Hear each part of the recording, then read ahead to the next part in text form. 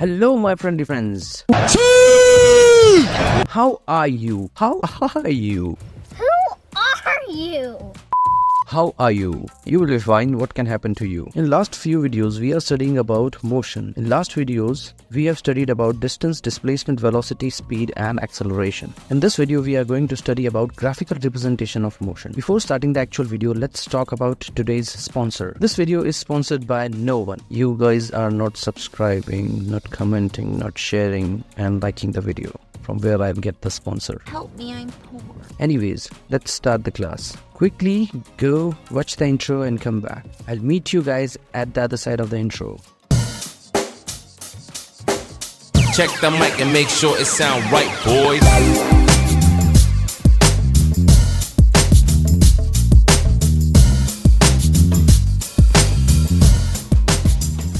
So friends, before understanding graphical representation of motion, let us understand what graphical representation actually means.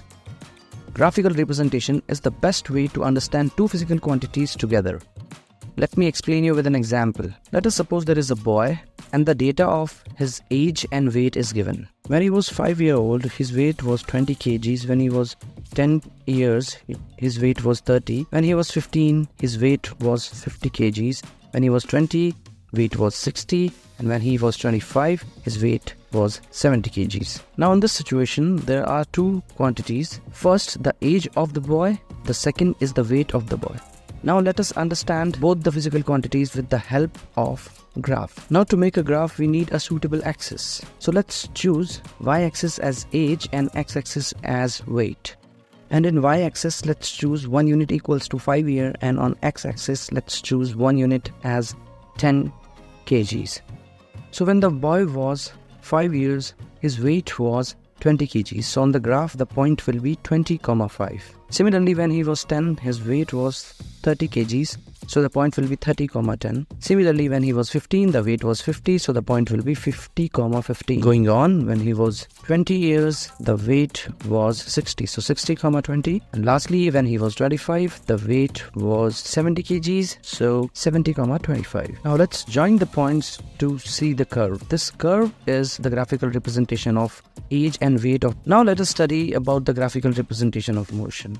Till now, we have studied various physical quantities, namely distance, displacement, speed, velocity, and acceleration. If we choose any one physical quantity from these and make the graph with time, that thing comes under graphical representation. There are several graphs under the graphical representation of motion, like displacement time graph, velocity time graph, and acceleration time graph. So let's start with displacement time graph. Let us suppose there is a car. After 20 minutes from starting, the car has covered 15 kilometers. After 40 minutes, the car has covered 30 kilometers. After 60 kilometers, car has covered 45 kilometers from the starting point. After 80 minutes, the car has covered 60 kilometers from its starting point. Here we are specifying the displacement, but we are not specifying the direction because it is obvious that the displacement has the direction in the direction of the motion of the car. That is why generally in straight line motion, we don't specify the direction of vectors because it is obvious that these quantities will be directed in the direction of the motion. On your screen, you can see the table showing the data. Let's draw the graph. On x-axis, we will take time, and on y-axis, we will take displacement. According to the information, the points on the graph will be 20,15, 40,30, 60,45, and 80,60. When we join the points, we will see that the graph we are getting is a straight line graph passing from the origin. If we observe this table carefully, we can say that the car is traveling equal distances in equal interval of time. This kind of motion is known as uniform motion. So we can say in conclusion that when a displacement time graph is a straight line, this type of graph represents a uniform motion. Because it is uniform motion, that means the car was having constant velocity throughout the motion. So now let us try to find out the velocity of the car with the help of the graph. To find the velocity, we need to choose a time period segment. So let's choose the segment when the time was 40 minutes to the time was 80 minutes. When time was 40 minutes, the total displacement covered by the car was 30 kilometers, and when time was 80 minutes, the total displacement covered by the car was 60 kilometers. The velocity is equals to total displacement divided by total time taken to cover that displacement. So the total displacement covered by the car in our time period segment is 60 minus 30, which is 30 kilometers, divided by the time taken, which is 40 minutes. So here the velocity of the car will be 0.75 kilometers per minute, or in other words 750 meters per minute. Now let us suppose same situation, but this time the car stops after 40 minutes. So the graph of the car will be looking like this. After 20 minutes the displacement will be 15. After 30 minutes the displacement will be 40. After that it stops, so after 60 minutes it will be still at 30 kilometers, and after 80 minutes it will be still at 30 kilometers. Now from the graph you can observe that when a body comes to rest, the displacement time graph of the body becomes flat parallel to x-axis. So when we get the displacement time graph which is parallel to x-axis, that represents the situation or the condition of rest. So from the displacement time graph we can make two conclusions, that when we get to the displacement time graph, which is a straight line passing through the origin, it represents the uniform motion. And when we are getting the straight line graph which is parallel to x-axis, it represents the condition of rest. Now let's study the displacement time graph of an accelerated motion. Let us suppose a person is walking. In first second he covers 1 meter.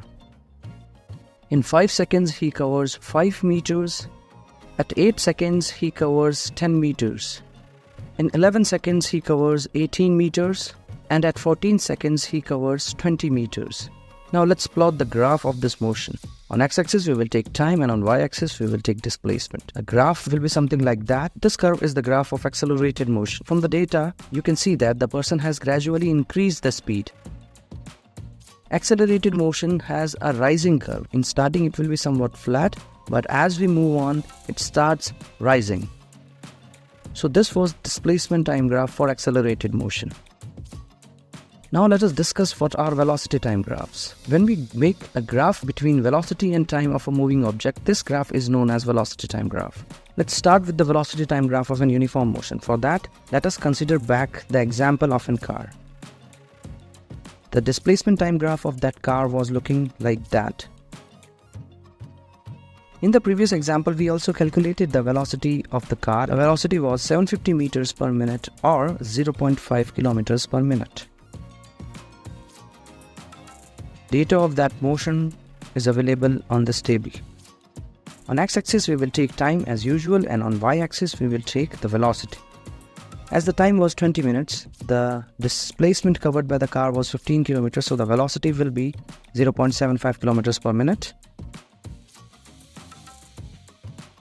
Similarly, when the time was 40 minutes, the total displacement was 30 kilometers, and we'll get the same velocity, which is 0.75 kilometers per minute. Similarly, in every case, the velocity will be same, which is 0.75 kilometers per minute. Obviously, the velocity will be same because that case was the case of uniform motion. And in uniform motion, we know that velocity remains constant. If we'll draw the graph will be looking like this. We will get a straight line which is parallel to the x-axis. So from this graph, we can make a conclusion that whenever we are getting a velocity time graph of a straight line parallel to x-axis, that situation represents the uniform motion. But remember, in the case of displacement time graph, the flat portion which is parallel to x-axis represents the condition of rest. Now let's see the accelerated motion velocity time graph. Let us suppose there is a car which is moving with the velocity of 60 kilometers per hour. Now the driver decides to accelerate the car, and after 1 hour, the speed of the car becomes 70 kilometers per hour. He continues the acceleration. After 1 hour, the velocity of the car becomes 80 kilometers per hour. Now let us plot this data on the graph. When the time was 0 seconds, the speed was 60 km per hour. And in the next hour, the speed becomes 70 km per hour. And in the next hour, the speed becomes 80 km per hour. So we'll get this graph. This graph is for accelerated motion. Or to be more precise, this graph is uniformly accelerated motion. Please don't get confused. This is not uniform motion. This is uniformly accelerated motion.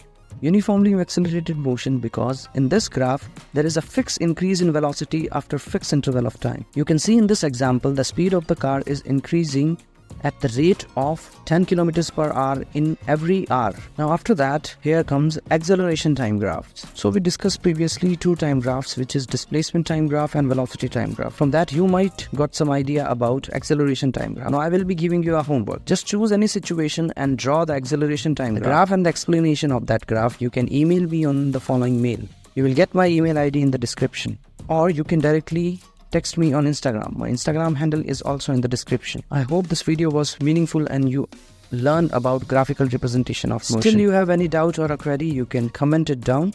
I'll try my best to answer you. So for this video, we will stop here. I'll see you in the next video. In the next video, we are going to discuss something very important, which are equations of motion. We will understand the equations of motion, what are their derivation and how to use them. Okay, see you in the next video. Bye bye.